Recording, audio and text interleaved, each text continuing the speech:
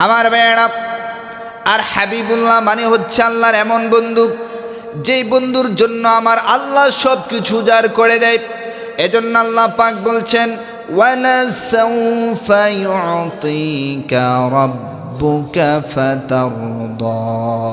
নবী হে, অচিরেই আমি আল্লাহ আপনাকে এমন এমন নিয়ামত দান করব, আপনি যতক্ষণ না সন্তুষ্ট হবেন আমি আল্লাহ আপনাকে দিতেই থাকবো। সুবহানাল্লাহ পড়েন। তার মানে হচ্ছে নবী হে, আপনি তো আমার এমন বন্ধু, আপনি তো আমার এমন হাবিব, আপনাকে খুশি করা আমি আল্লাহর দায়িত্ব। আল্লাহু আকবার। আমার ভাইরা, যখন আয়াত নাজিল হলো নবীজি তখন চিৎকার করে বলছেন, আল্লাহ আপনি তো বলেছেন অচিরে আমার এমন এমন নিয়ামত দিবেন, যতক্ষণ না আমি খুশি হব দিতেই থাকবেন।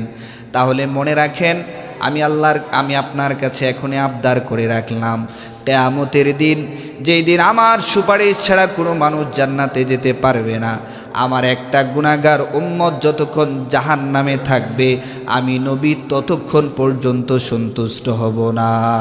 আল্লাহু আকবার। আমার ভাইয়েরা, তাহলে সেই নবীর সম্মান মর্যাদা কম না বেশি? এজন্য নবীজি বললেন, সাহাবীরা রে, আনা ওয়া আনা হাবিবুল্লাহ, আমি নবী তো হচ্ছি আল্লাহর হাবিব, আল্লাহর প্রিয় বন্ধু। কেমন বন্ধু? আমার সন্তুষ্টির জন্য, আমার খুশির জন্য আল্লাহ পাক সব কিছু উজাড় করে দেয়, এমন বন্ধু আমি। সুবহানাল্লাহ পড়েন। তারপর নবীজি বললেন, ওয়া আনা হামিলু লিওয়াইল হামদি ইয়াউমাল কিয়ামা, আমি নবীর মর্যাদা কত বেশি শোনো। কিয়ামতের ময়দানে আমি প্রশংসার ঝান্ডা বহন করব, আর আমার প্রশংসার ঝান্ডার নিচে সমস্ত নবী রাসূলরা একত্রিত হবে। ওয়ালা ফখরা, যে আল্লাহ আমাকে এত মর্যাদা দিলেন, এত সম্মান দিলেন, ওয়ালা ফখরা, এটা নিয়ে আমি নবীর কোনো অহংকার নাই। সুবহানাল্লাহ পড়েন। তারপর নবীজি বললেন, ওয়ানা আউয়ালু শাফিইন আও মুশাফফিইন ইয়াউমাল কিয়ামা, ওরে সাহাবীরা, আমি কিয়ামতের দিন সর্বপ্রথম সুপারিশ করব, এবং আল্লাহ পাক সর্বপ্রথম আমার সুপারিশকে কবুল করবেন।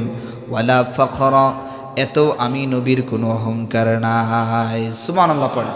কিয়ামতের দিন যখন সমস্ত মানুষ, ইভেন সমস্ত নবী রাসূল